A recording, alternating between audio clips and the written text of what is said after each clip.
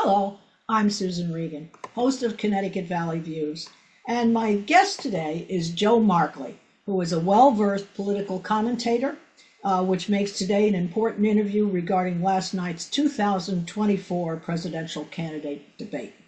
Mr. Markley was a member of the Connecticut State Senate, representing the 16th State Senate District from 2011 to 2019.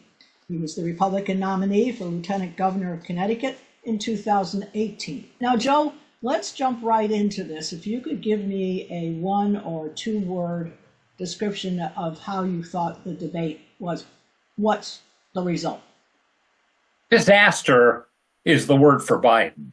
And, you know, Susan, here's the funny thing I'd say about it.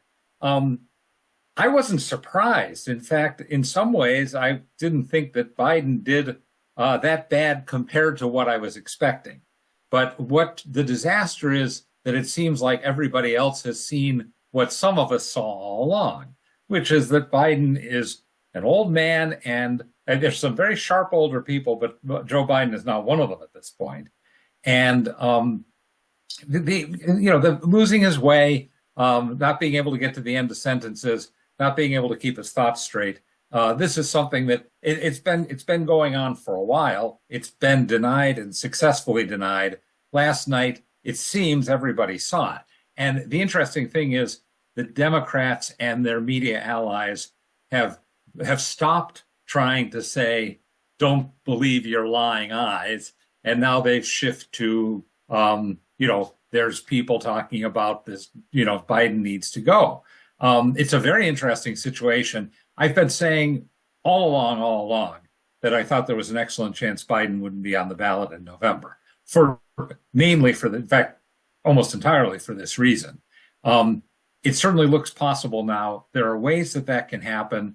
It's funny. I'll say that I feel a kind of a curiosity hour to hour that I haven't felt since the Monica Lewinsky thing began when Clinton was president. Because there was a moment there in the first days of that scandal that people were thinking, gee, is Clinton going to make it to the end of the week? And this is an important thing to keep in mind with this news, too. At the moment, the wolves are circling Biden. But if Biden refuses to budge, there comes a point where those same wolves are going to say, well, I guess we got to live with this guy. And it's going to shift from Biden's got to go to we have to stick with Biden because the alternative is Trump. But there was no surprise to me, and in fact, I was wondering if the press would take it as badly as it looked, but they did. Yes. Well, apparently there's a videotape that's out where CNN obviously cut the part out, but after they finished the debate, completed it, done, they're still standing at the podium.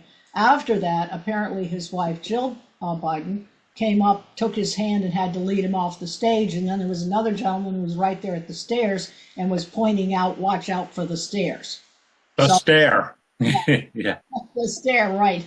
And so that was there. I think also, I just get this feeling, who is it who is really, is it Joe Biden planting his feet? Because it seems like it's either Jill or he are planting their feet because Jill wants to be back in the White House. Because he seems to be being a bit of a sticky wicket when it comes to leaving. And he, I can do it. And then he addressed his age. He addressed his age himself at the end. Well, he's always been full of himself. And I think he's been told over the years, you can't do it. It's not going to happen. And here he is, president of the United States. So he doesn't want to walk away from it. What Joe Biden is thinking, I don't really know. It's certainly... you would think that a compassionate spouse would look at that situation and say, I don't really want my husband out there struggling the way he struggled, embarrassing himself, now having to hear from people that he doesn't have all his marbles. Yeah. That's a tough thing to hear. There may be a point where she says, where she's convinced that he needs to go.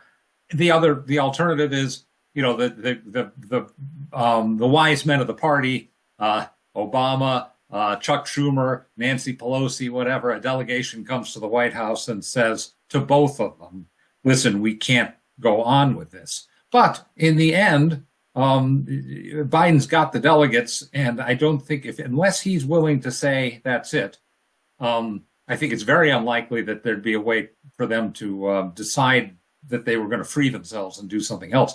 And of course, that opens a whole nother question, which is, if it isn't Biden, who's it going to be? And that's also a tough situation for the party because their vice president is also such a weak character. Yes, yeah, I think they're going to figure out a way to toss her out now.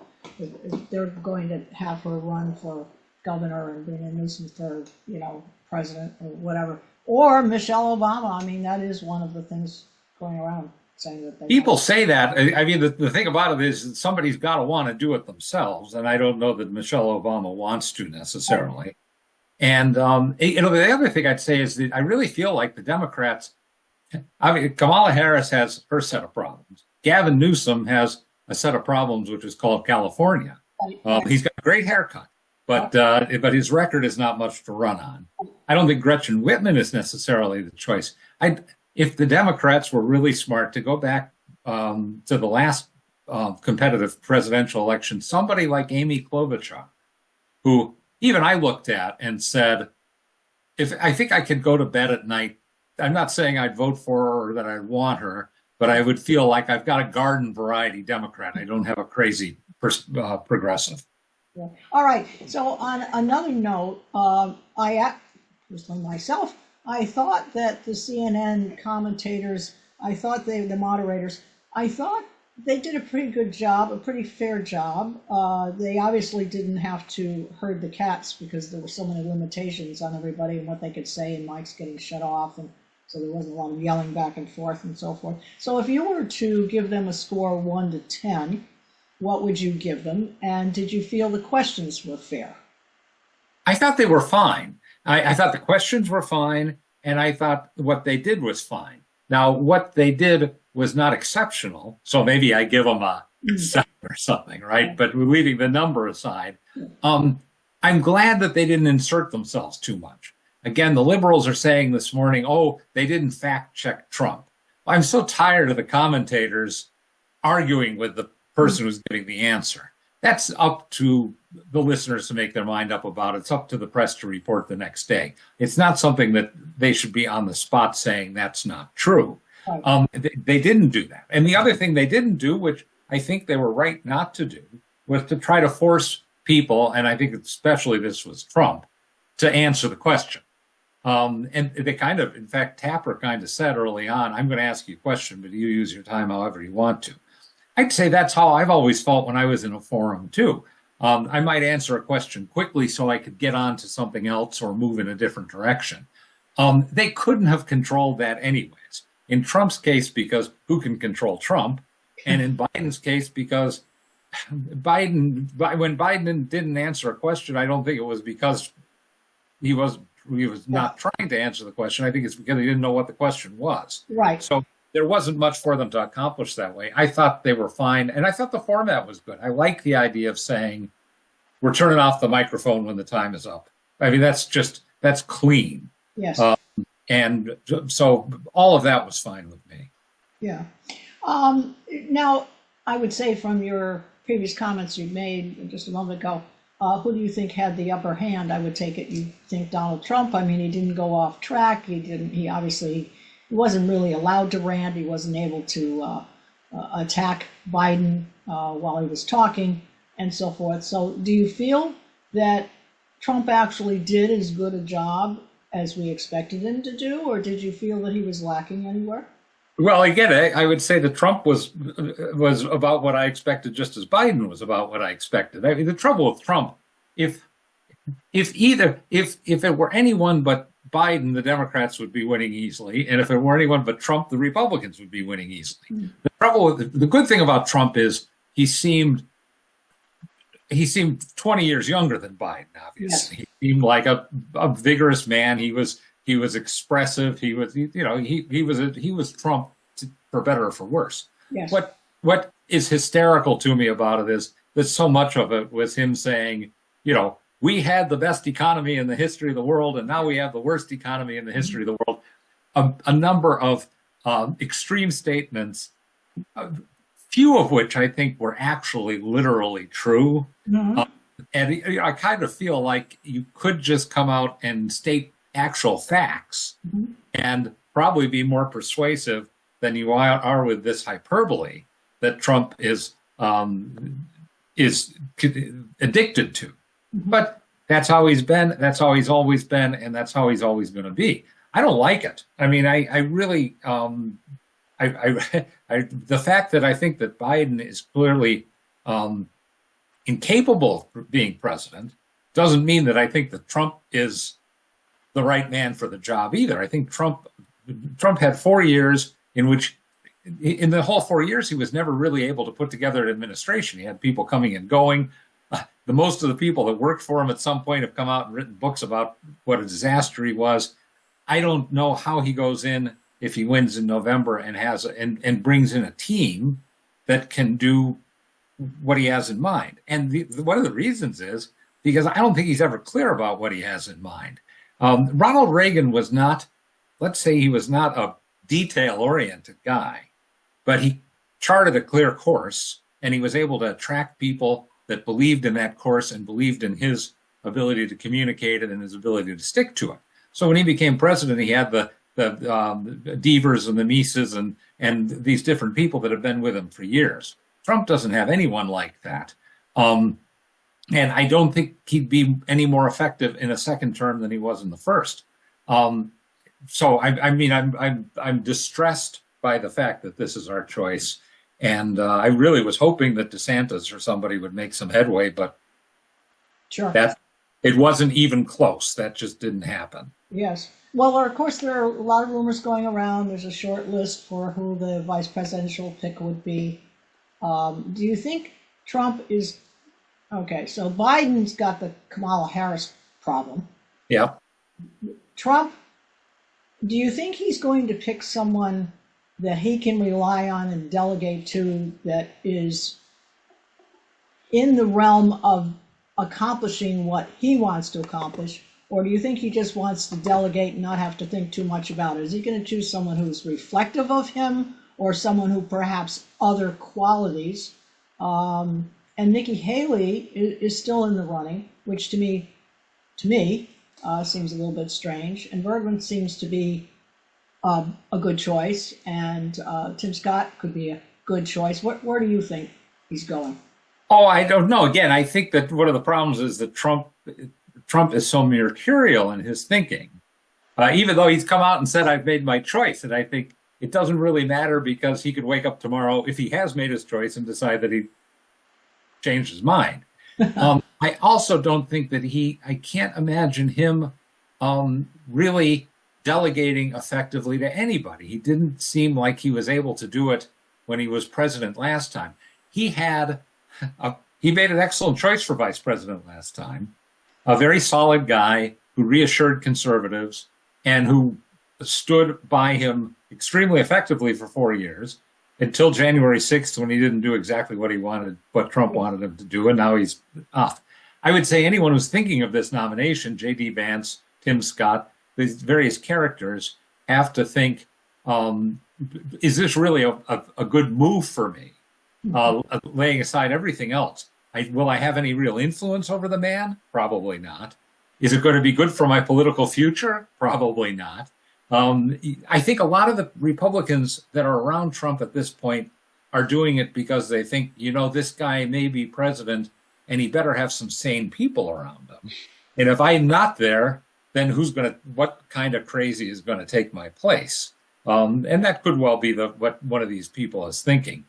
I don't think any of them makes too much difference about the number of votes Trump gets, because people are either going to swallow Trump or they're not at this point. It's an interesting point. Yes. Yeah. You Yeah. don't think it's too much difference.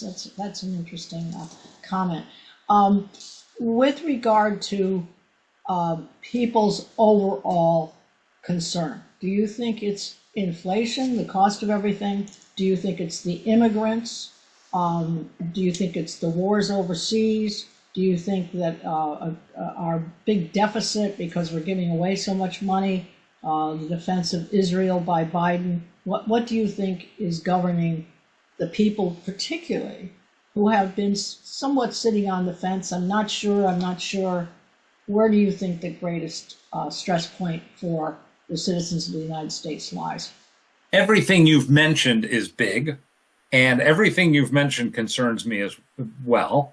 And I would throw in the woke agenda, the transgender world, these operations being performed on children and so forth. And different people may be moved by different things. I think the immigration issue that was what made Donald Trump the nominee and the president in 2016, in my opinion, remains an enormous issue, and one that he is particularly well positioned to take advantage of. The trouble is, just like Trump, that just in the last week he came out and said, well, I think that maybe we should give green cards to foreign students who graduate from college, even from a 2-year college. And I think, what is he thinking? It's just another way. If you did that, especially if you opened it up to 2-year colleges, what we would have is an explosion of 2-year colleges that just existed so that foreign students could come in and get green cards. These for-profit places that have been a problem for years. If he could stay to his talking points, I think he'd be in an excellent position to win this election. I'm not sure he can do it. He's in a good position to win the election right now, because if Biden remains the candidate, there really comes a point where people just can't vote for him. If they switch out Biden for somebody else, I think that the Democrats will probably win the election. Yeah. What about the point, do you feel that Biden has lost the black vote because it appears that he seems to be favoring, because generally speaking, they were supposed to lead the underserved folks, and he was taking care of them and trying to make things better and so forth. But now he appears to be favoring the immigrants because he wants to bring in as many potential Democratic votes for that. Do you feel that's the reason why he's losing the black Hispanic vote, black, brown? Well, yeah, and inflation, which people are very aware of. Again, Biden's in the position of running around and saying, don't believe your own experience, but people do believe their own experience. And they know that prices went up radically. And I think that's more of a problem for minority communities where income is lower, people on fixed income. The other thing I'd say about both these men, which I don't respect at all, is the whole idea of saying, what are you doing for blacks? What are you doing for Hispanics? Especially the conversation about that last night was grotesque to my mind. And especially because so much of it was about what I do for blacks equals poverty programs. Because my assumption is these are poor people. President Otis, if I were back in politics at this point, I would say, I'm not going to do anything for blacks. I'm not going to do anything for whites, Hispanics, Asians, anyone else. I want a strong state of Connecticut or a strong United States of America, good jobs, strong dollar, all these things. And that's going to help everybody. I'm not going out there saying, let me help this group, because that's not who we are as Americans. But this outlook has become so pervasive that the Republicans have fallen for it too, in my opinion. Yeah. All right. What do you, if you were counseling Biden or if you were counseling Trump, what do you think Biden's next step is? I mean, it would seem stepping down might be the right thing to do, or he should announce who his vice president. Well, I guess Kamala Harris is in a dither because she's not being included to be on the ticket if he stays. So if you were counseling both of them, what would you say to Biden and what would you say to Trump? Well, if Biden cares about the party, and if Biden believes that Democratic victory is essential for America, which he claims to, and for all I know, he's sincere about it, he ought to be helping work with the party insiders to figure out a way to get out of the way and have them settle on some other person. And this is very possible to do. If they, and I wouldn't be surprised if nothing happens about this for a week or 10 days, if there's not plotting going on. And the plotting is going to be not simply, let's get Biden off the ticket, but let's settle between us, Obama Schumer, Pelosi, whoever is inside that room, on what the ticket's going to be. And then we come out and it's a package deal, and there isn't a big fight at the convention. And if they find somebody that America can live with, I think it would be welcomed by a lot of people. So that would be my advice to Biden and his circle. To Trump, there's no point in giving advice to Donald Trump, in my opinion. People have been saying this all, if he'd only do this, why doesn't he stop tweeting all this stuff? Here's a man who came out of nowhere. Everybody told him he couldn't do it. He got elected president. He didn't listen to anyone. Right. And he's still on the top of the heap. He's not going to suddenly decide now that he needs to be taking people's advice. I simply wish he were a different man. He has tremendous communication skills in a way. He knows how to get the attention. He comes across vividly. Even last night, I got to say, I can't stand him on a certain level. And yet I get a kick out of him on a certain level. He's so loosey-goosey. Yeah. He's willing to go places that politicians don't go. As soon as I saw that, I thought he's got a chance at the nomination back in 2016. But there's nothing to tell him. The smart thing for him to do would be to say, hey, Donald, here's your speech, the economy, the border, the foreign wars. Talk about all these things that the Democrats are doing that are monstrous, and stop talking about nonsense. But he's never going to stop. I love the conversation about the golf game. That was one of the most amazing moments. I thought I'm glad I watched it just to have seen that, because I thought this is like, if you saw it on Saturday Night Live, you wouldn't believe it. Two old men arguing about who's got a bigger handicap. Yeah, well, a 6 handicap is not even possible for Biden, because I know a little bit about golf, and if he's got a bad back, he's not going to be able to do a professional swing, which requires you to turn all the way, not break your wrists, not bend your knees too much. He wouldn't be able to accomplish that. No. Well, Trump himself pointed out Biden couldn't drive a golf ball 50 yards. I thought it's funny exchange. I've seen your swing, Joe. You couldn't hit a golf ball 50 yards. All right. All right. Just touching a little bit closer to home for a moment, relevant to a local Connecticut basis. Do you believe that the replacement of Annalisa Stravato, a pro-Trump person, for Leora Levy as the RNC National Republican woman was a payback for Levy beating Themis Clarides in the Senate race? Absolutely. And ridiculous. And first, let me say, incidentally, they are both pro-Trump people. So Trump was not a factor. Right. But for whatever reason, there was bad feelings for those whole 2 years.